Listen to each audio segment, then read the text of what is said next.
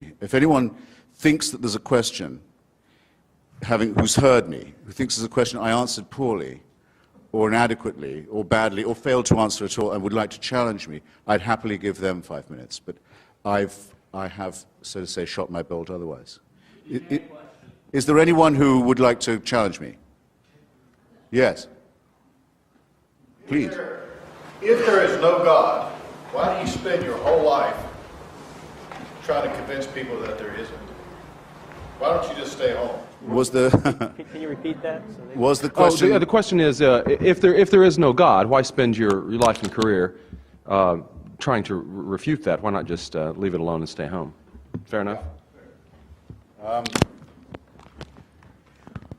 Well, it isn't my whole career, for one thing. It's become a major preoccupation of my life, though, in the last 8 or 9 years, especially since September 11th, 2001, to try and help generate an opposition to theocracy and its depredations internationally. That is now probably my main political preoccupation.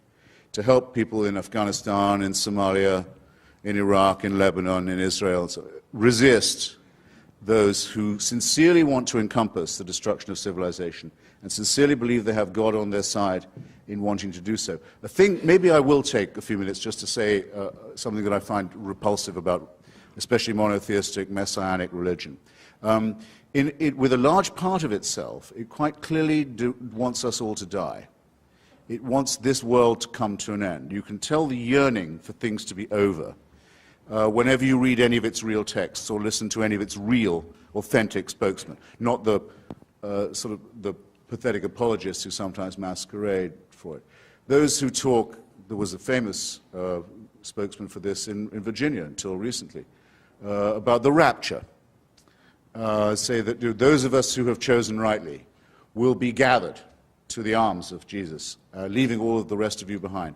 If we're in a car, it's your lookout. That car won't have a driver anymore. If we're a pilot, that's your lookout. That plane will crash. We will be with Jesus, and the rest of you can go straight to hell. The eschatological element that is inseparable from Christianity. If you don't believe that there is to be an apocalypse, there is going to be an end, a separation of the sheep and the goats, a condemnation, a final one, then you're not really a believer. And the contempt for the things of this world shows through all of them. It's well put in an old rhyme from an English exclusive brethren sect. It says that we are the pure and chosen few, and all the rest are damned. There's room enough in hell for you. We don't want heaven crammed. You can tell it when you see the extreme Muslims talk. They cannot wait.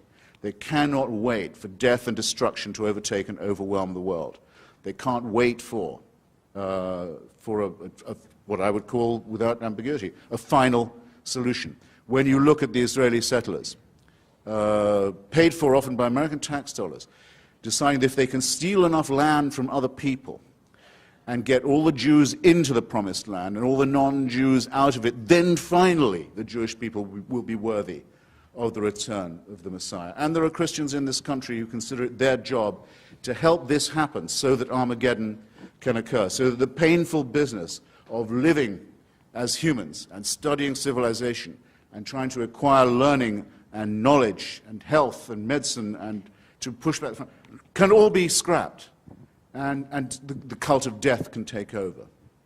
That, to me, is a hideous thing in eschatological terms, in end times terms, on its own. A hateful idea, a hateful practice, and a hateful theory, but very much to be opposed in our daily lives, where there are people who sincerely mean it, who want to ruin the good relations that could exist between different peoples, nations, races, countries, tribes, ethnicities, who openly say they love death more than we love life, and who are betting that with God on their side, they're right about that.